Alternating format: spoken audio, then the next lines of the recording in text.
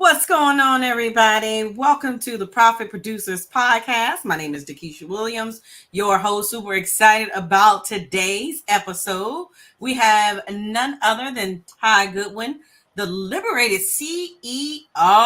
So I'm excited. We've been chatting for a little bit, but I'm excited. Happy New Year.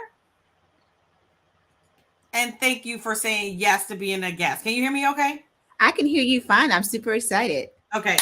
All right. So y'all know me. I like to get right into the business because when you're listening to podcasts and when you're tuning in, you like, okay, with all the introductions, you like just get to the good stuff and tell me what I need to know and tell me what I need to implement. But I do want to talk a little bit to Ty about how she got started on this journey in entrepreneurship. Everybody's journey is so different. And I think it's very important to start there and then tell us how in the world did you end up utilizing quizzes as a marketing strategy? Oh wow, a journey. That's a huge journey. I'll start and I'll kind of hop through the big steps. But this whole journey was inspired by the birth of my daughter. I did not want to go back to work. My plan was to stay at home with her, and it didn't quite work out that way. And I ended up launching while working. So I was a single mom with a newborn, with a full time job, and a part time business. So that was the origin story of all this fun stuff. And over the years, I started out doing coaching. Coaching wasn't really picking up at that time, especially for women that look like me. And this is about 20 something years ago, mind you. And so then I started doing social media. And from social media, that led to doing marketing for people and helping people with marketing and content creation and online courses, because that's what my background is in. In corporate America, I was an instructional designer, had courses that won awards, did instructional design, e-learning content courses. I actually have a master's degree in instructional design for online learning. And when I would help my clients build courses, I would say, well, do you have an audience to sell your course to? And they'd be like, no, we just have a really nice course. And so that kind of led me to start, let me help you generate some leads. Let me help you build your email list so that you have people to actually sell your courses, products, and services to. So fast forward and jump through a whole bunch of hoops and things later.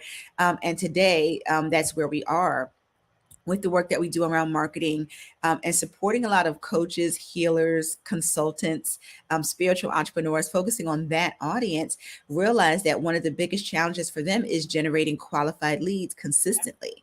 Yep. And I used a quiz to jumpstart my own growth. When I left my last day job, which was about 6 years ago now, I needed to build a list fast of people because I knew I needed an audience to sell to.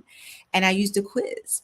And within 2 weeks, I sent an email to people that I hadn't talked to in about 2.5 years.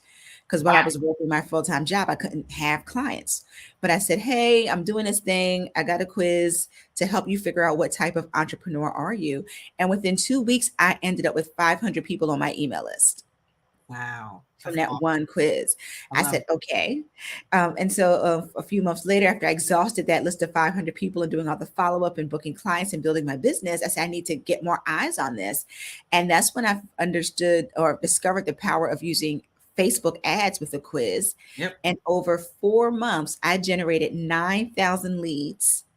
Wow. I took my email list from about 1,700 people to about 12,000 people on my email list in just 4 months Wow. using a Facebook ad that drove people to a quiz. I love it. I love it. And I think the most important part of the entire story, and I think people miss this, it's how you started and you Mm. evolved based on the need of your client. So you went from social media marketing to identifying that there's more of a need in getting leads. Oh, I like that. More of a need in getting leads. Yeah. But I think people they underestimate, especially when they're just getting started out. Like it's okay to evolve and move from one particular area when you identify, especially if you can relate to it and you've gotten the results like you did in your business. Right? Yeah. Yeah. So I agree. And I love that, and I love that you were able to share that. So there's that connection because I was a single mom too, left corporate America. Y'all know I say hashtag longest leave ever, right? Leave of absence, okay. Um, so do you currently still have a quiz that you use to generate leads in your business, or are you focusing more on building it for your clients? We have several quizzes. I practice what I teach. Like, if I'm teaching people and showing them how to use quizzes, I gotta have quizzes. You know what I mean? Or I mean, I'm not going to teach people something that doesn't work for us. Like, I think that's not in integrity.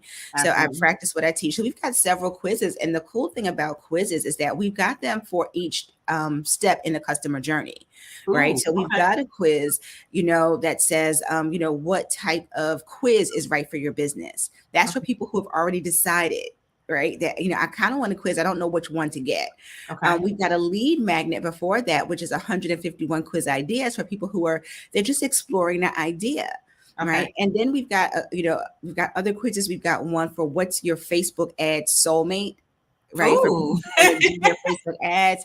And we've got another quiz about what type of automation will speed up your sales. I like that. Right. I And so like it's for people wherever they are in our journey, are they considering using quizzes? Or have they decided to use quizzes? Do they need more automation in their business, trying to figure it out? So we've taken a look at every step of our customer's journey. And that's part of the big thing with marketing is understanding who your customers are and where absolutely. they are. And we've created these little micro lead magnets, right, Mhm, for each mhm. step of that journey. I love that. I love that. So not only does she teach it, but she lives by it as well. All right. So this is the Profit Producers Podcast. All right. So one of the things that I love about the Profit Producers Podcast, period, point blank, is you have to share at least one profit producing strategy that our clients or our audience can implement in their business right now. So let me go look in my little handy dandy. So, based on your expertise, can you share one profit producing strategy related to quiz marketing that our listeners can implement in their business right now? Absolutely. Don't just build a quiz, actually have an email sequence. Come on, somebody. You better Like teach that. people do that. Well, they took the quiz and they're sitting there in your database or your repository, wherever you're keeping those leads. And like, well, that's great. But when's the last time you've talked to those people? Yep. Well, I sent them their quiz results. Well, no, you really need to implement that and then follow up with those people. It's not you cannot be passive in this market. You have to be proactive. So make sure you've got an amazing email sequence that follows up with people after they take your quiz. I love that. That's excellent. Y'all heard it here. So, don't just implement the quiz, but do the follow up. That's funny. I just did a training last night. What's the 2 nights ago? Effective follow up. And, one of the things that is a stat out there, like 50% of the people that's going to listen to this episode will never follow up. It's like 48% of salespeople will never follow up. So Mm-hmm. don't leave any money on the table. All right. So the next piece of it is because you might sit back and you see Tai on, she's on social media, she's traveling, she's living her best life, right? They forget that you're human. Yeah, they do. We do. We forget that Uh-huh. you're human. So if you feel comfortable, share one of the setbacks that you've experienced in business um most recently that has just kind of taken you by surprise in business. The biggest setbacks that I've had have been with trying to figure out how to hire and who to hire. Mm. And I've had my biggest financial setback with that was having a $20,000 investment, paying somebody. Like, when you start to grow, and within the first 3 years, I hit multiple six figures in my business. And so you want to grow, you want to scale at that point, and Absolutely. so I'm like, I need to bring on, because my quiz was bringing in so many leads, my 151 quiz ideas. It's like, we still have that out there, and it brings in at least, I mean, we're spending like $20 a day, and we're bringing in like 12 to 15 leads every single day with that, That's awesome. That is absolutely yeah. awesome. Yeah. And so at a larger point when we were doing challenges and all that kind of stuff. So it was quiz to webinar to challenge, all that whole funnel Oh, mapped y'all out. heard her. Did y'all hear her? She said keyword of the day. Come on, Webinar. I webinar. knew it. I knew it. Webinar. Yeah. Right. Because you have to keep like the conversation going. Right. So Yep. quiz, then you go to webinar, then we invite you to the challenge. We have that whole process. And I needed an appointment setter and I needed a salesperson because I literally was having so many leads that I could not follow up with them all. Wow.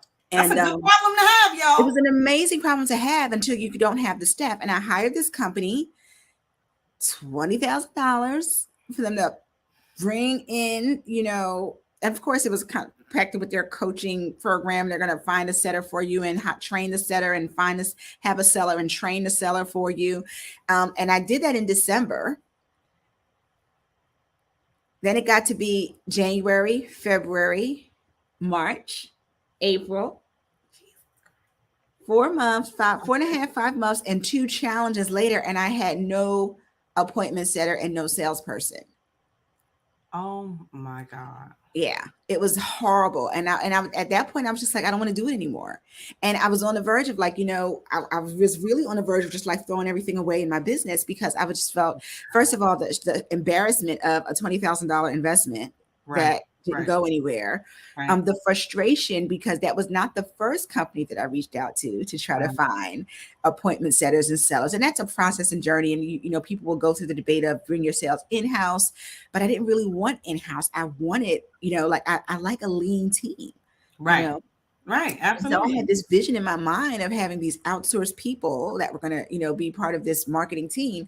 And so I was very disappointed. And I was like, I don't want to do this anymore. Heartbroken, frustrated. I want to quit, temper tantrum, whatever you want to call it, grieving, but, that was like the biggest, loss, in that space. And I'm just like, man, it took a while to get over that. It took a real good time. And I feel like this, and I appreciate your transparency and sharing. Because like I said, they look, people look online and they, for whatever reason, they don't think you struggle.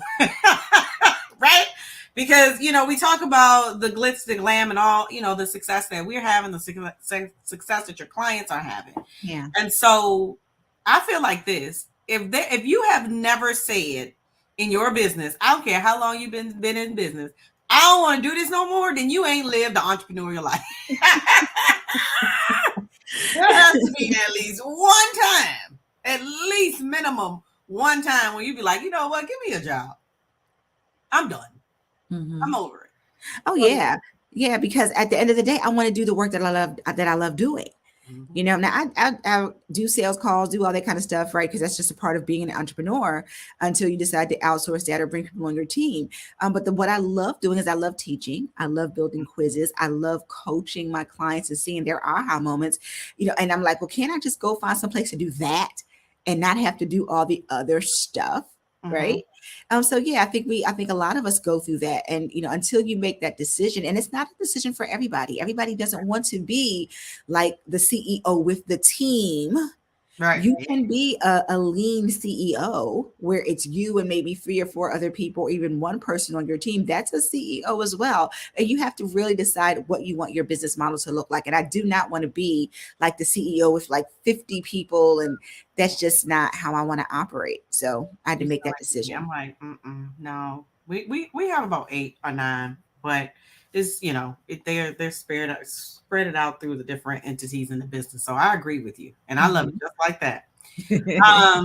All right, so it would not be me if I didn't ask you, when was your last webinar? Oh, my last webinar was solving the invisibility puzzle. Ooh.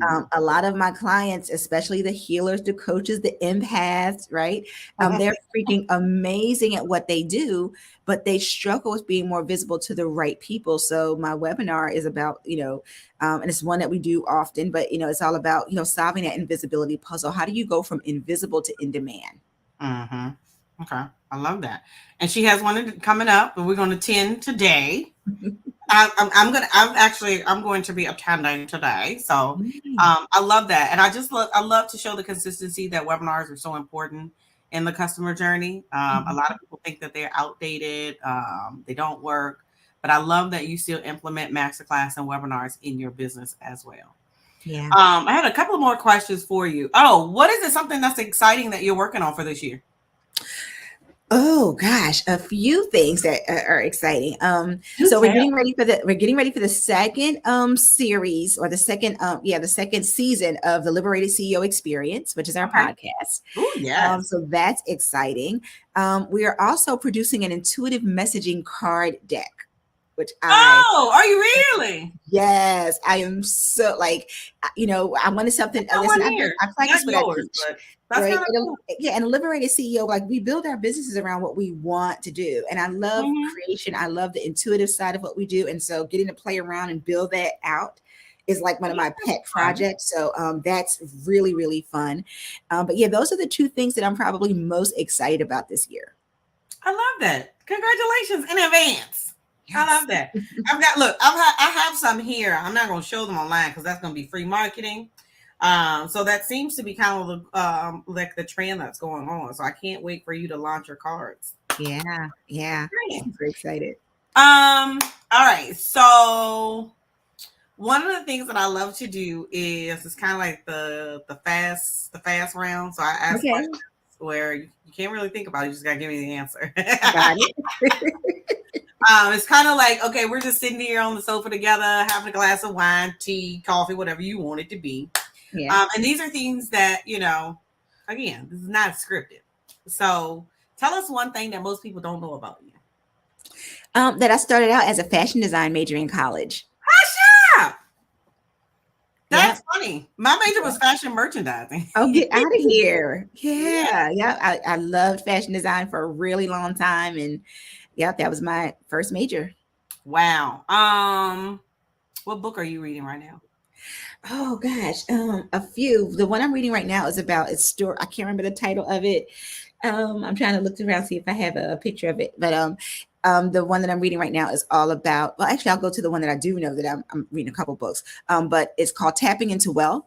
And it's Yes. EFT, Yep. right? Yep. So big practitioner, big fan, was certified in EFT a long time ago because I wanted to help my clients use that technique because they were Okay. nervous about having sales calls, right? And Yeah. so I still refresh. And so that's one of the books. And the other one is about like us, like holistic practitioners just sharing their stories and their journeys. So Okay. I love it. Are you doing a group around tapping into wealth again? I will do it a little bit later this year. Like I Okay. think I tried to do it before and I wasn't getting the people that were showing up on time. So I'm Hmm. like, you know what? We're going to make this a paid event because I'm not doing it for free and not having people There show. you go. Listen, listen, real talk, Yep. transparency, Yep. right? I want people that are serious about this, and which is why my focus this year, my spiritual entrepreneurs, my healers, my coaches, we got to get our mindset up. We got to get that healing up. We got to, work on the trauma things that keep us from charging more and being more visible. So for that audience, Mm. absolutely, we'll do that group. I love that. I love that. All right. What genre of music do you like listening to? Whew.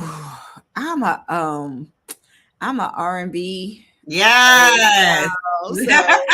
So give me some SWV, Brandy, give me Yes. that Voice to Men, like take me back to that era, Come and on. I'm happy. I'm I good. love it. I love it. I love it. Well, Ty, I appreciate you sharing your expertise with our audience today. Is there any last words or last strategies that you want to give our listeners today? Yeah, one of the things that I always say is that, it is up to us to be more visible. It is not our audience's job, to necessarily find us, right? Like they're there. It's our job. If you have a business, it is your responsibility and your obligation to make yourself as visible as possible to the people that need you.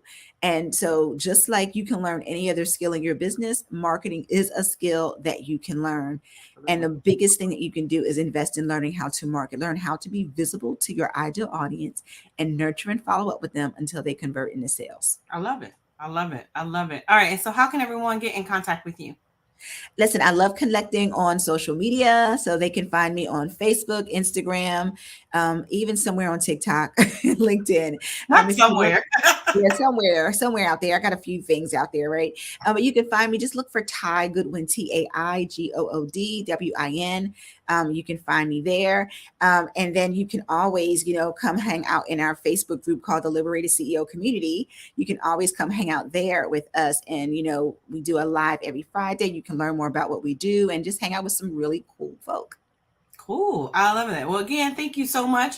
And is there a gift that you want to give our listeners too? Yeah, so I'm gonna make sure you guys have the link. We have something called 151 quiz ideas, right? Mhm. And then I'll also give you another link for people that they've got ideas already, but they want to know what type of quiz is for them. So those are the two things that your audience will be able to access, and we'll make sure you get the link for that. Awesome. Yay. All right. Well, I won't hold you any longer. Again, thank you so much for your time and expertise.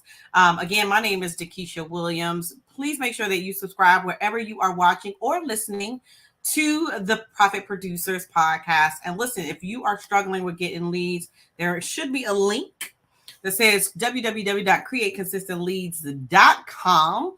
We're going to look at putting a quiz up. How about that for the year? We're going to put a quiz back in place. Okay. All right. So again, as I sign off, be passionate, be purposeful, but more importantly, be profitable. I'll see you guys next time.